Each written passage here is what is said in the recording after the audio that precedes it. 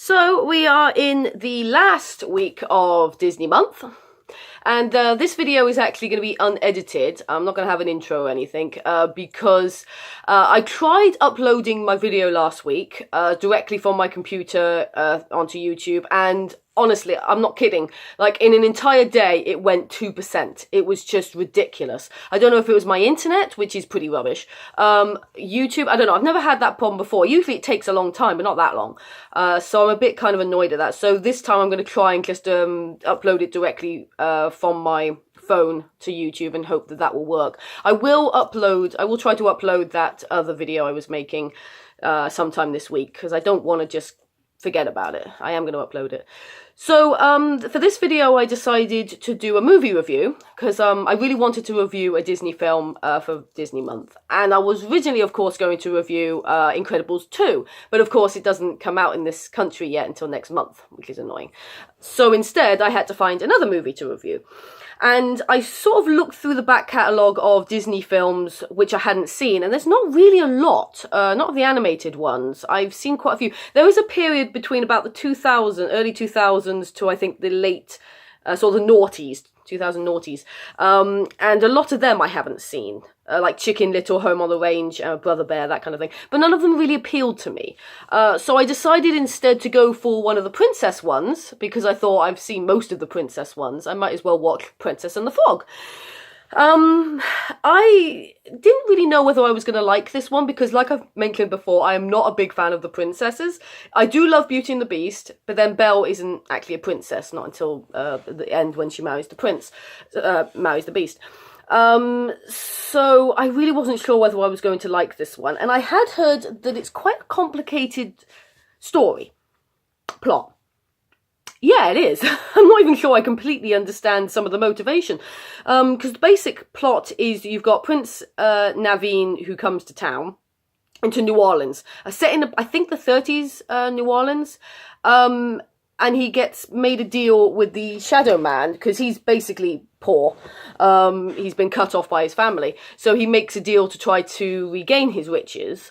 But instead the Shadow Man sort of screws him over and makes him a frog instead, and makes his assistant, the butler guy, Prince Naveen instead, using this little amulet and the prince's blood and all that stuff. And now that guy has to marry the wealthiest woman in town. And I don't know what that means for the Shadow Man. Like, I think he's planning to kill the butler once he does that. But why? I mean, how is that going to get the Shadow Man anything? I don't really know how that's... I don't know why the Shadow Man can't just turn himself into Prince Naveen and marry. I don't know, because he wants to take over... It's really kind of confusing, and I didn't really get it. So that was kind of annoying, that sort of plot point I didn't understand. But the main sort of story is about Tiana, and Tiana comes from a working family. Her father always had this dream to open up a restaurant, and I called it...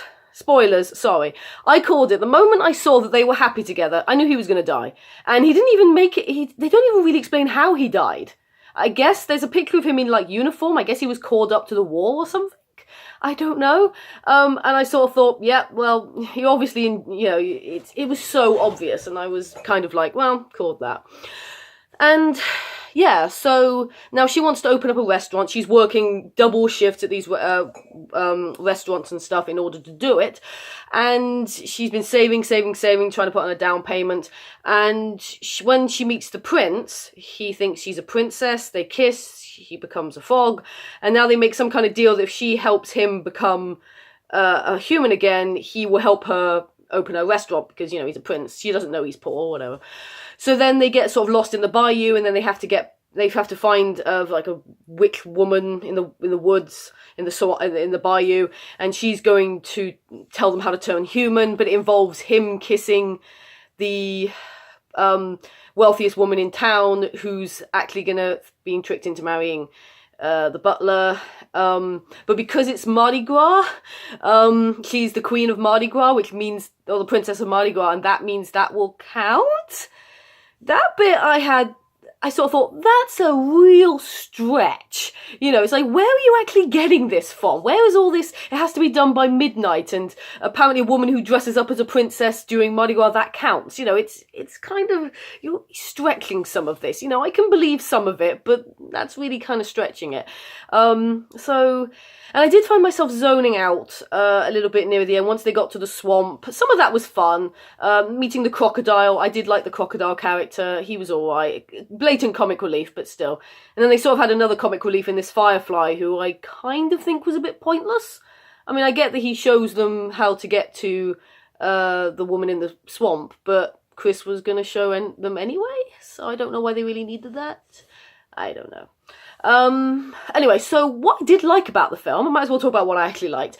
Animation is absolutely gorgeous. The setting of New Orleans in the 30s is absolutely beautiful because everything is full of music, everything is full of energy. The design of the buildings, the way it looks is absolutely gorgeous. I love the old architecture and everything. The paddle boats, I love paddle boats. They look really cool. So I love the overall look. I love that it's got a jazzy feel to it, the music and everything everyone's always playing, because that's something you always hear about New Orleans. It's supposed to be that kind of city where everything it's just music all the time and everything.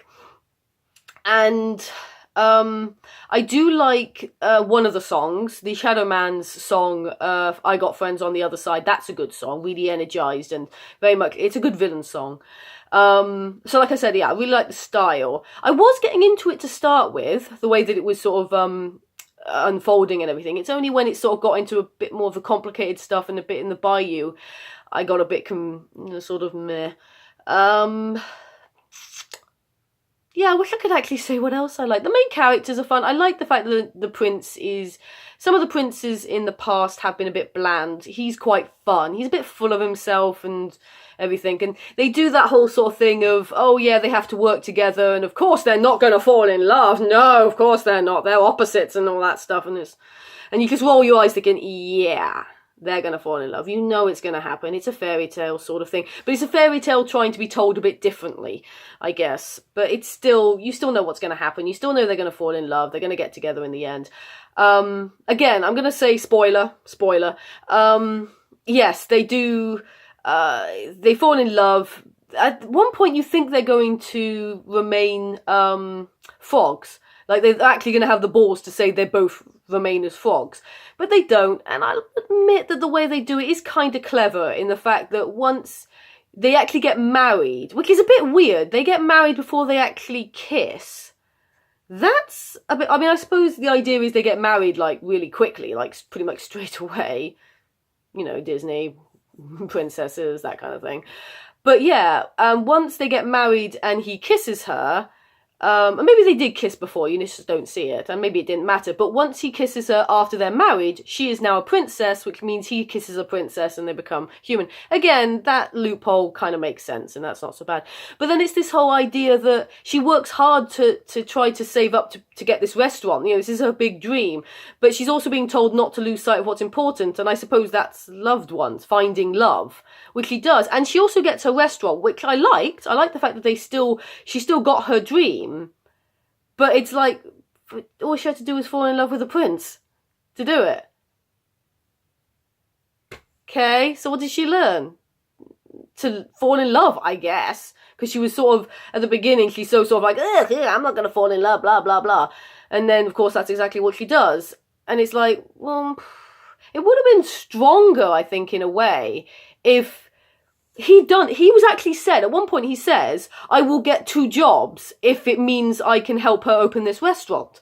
You know, I think that would have been stronger if, yes, he'd still be Prince, and yes, the whole thing coming back to being human after he kisses, you know, after they marry, that could still work.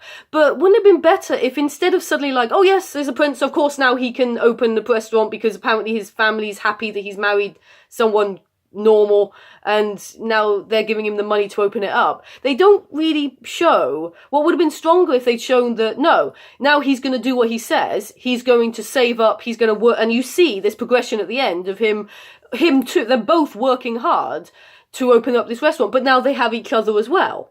It's like, yeah, they've fallen in love, they've found each other, and now they're both going to work towards this dream. Because they've both found something. He's found a meaningful relationship with someone who's not just a floozy or whatever, because he has a tendency to be a bit of a lover boy, you know. So he's found real love. She's found her restaurant, but she has also found love.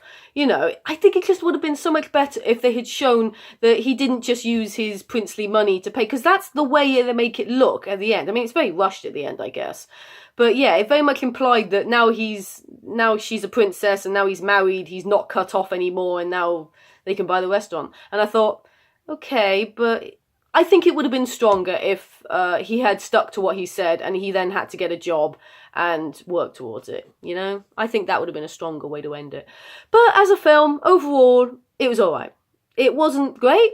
I actually rented it from Google Play and used my Google Play points to pay for it, so I didn't actually buy it. And to be honest, I'm not that fussed about buying it and adding it to my collection. Like I said, it was okay. It had its moments. It had some really beautiful animation.